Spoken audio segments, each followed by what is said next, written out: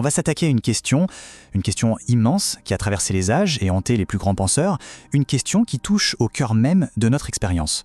Pensez-y une seconde. Si tout, absolument tout ce qu'on perçoit, tout ce qu'on croit pouvait n'être qu'une illusion, un rêve incroyablement complexe, que resterait-il? Quelle est cette chose qui, elle, est indéniable? Eh bien, la réponse est à la fois d'une simplicité désarmante et d'une profondeur vertigineuse. Voilà nos deux piliers. D'un côté, on a ce fait brut, presque banal, il y a quelque chose plutôt que rien. Et de l'autre, on a cette lumière qui éclaire ce fait, la conscience. Sans elle, rien ne serait connu. Et c'est ça le point de bascule. La certitude ne vient pas d'un calcul savant ou d'une preuve extérieure. Non, elle vient d'une expérience directe, immédiate. On ne peut pas douter d'exister sans être conscient de ce doute. Et être conscient, eh bien, c'est la preuve même qu'on existe. C'est notre point de départ, le socle sur lequel tout repose. Alors, pour creuser ce lien entre être et conscience, il y a un passage obligé. On doit commencer par une des phrases les plus célèbres de toute l'histoire de la philosophie occidentale. Pour Descartes, c'était limpide.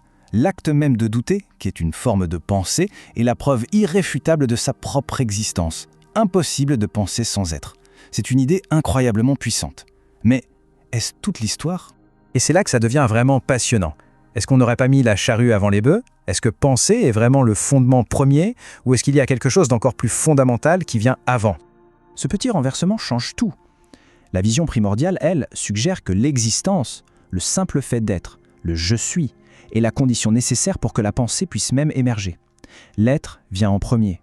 La pensée, elle, n'est qu'une des nombreuses activités qui se produisent à l'intérieur de cet être.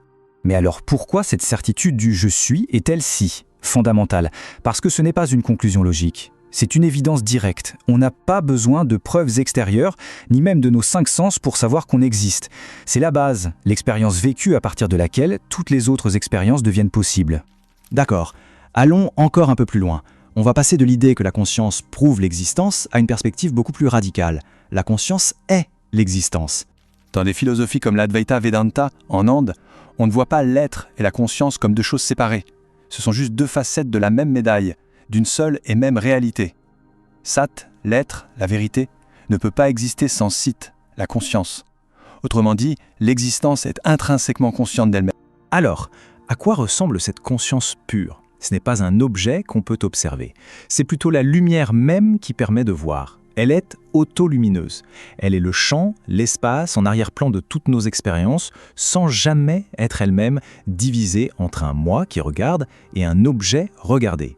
C'est ce que certains appellent la conscience intransitive. Voilà le cœur du sujet. L'un ne peut pas exister sans l'autre parce qu'en fin de compte, ce sont la même chose.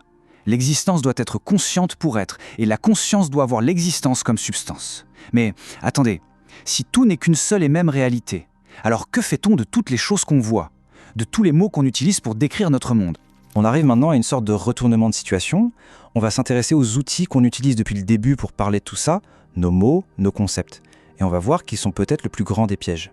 Le Big Bang, les atomes, les étoiles, ce corps, cette pensée qui traverse l'esprit à l'instant, comment tout ça s'intègre dans cette vision d'une réalité unique et indivisible ? La réponse, elle se trouve dans la nature même des mots. Voilà l'idée clé. Nos mots et nos concepts ne font pas que refléter passivement la réalité. Ce sont des symboles, des superpositions qui façonnent activement notre expérience de cette réalité. Ce sont des événements à l'intérieur de l'existence, pas des explications qui viendraient de l'extérieur. Prenons un exemple tout bête. Le feu rouge.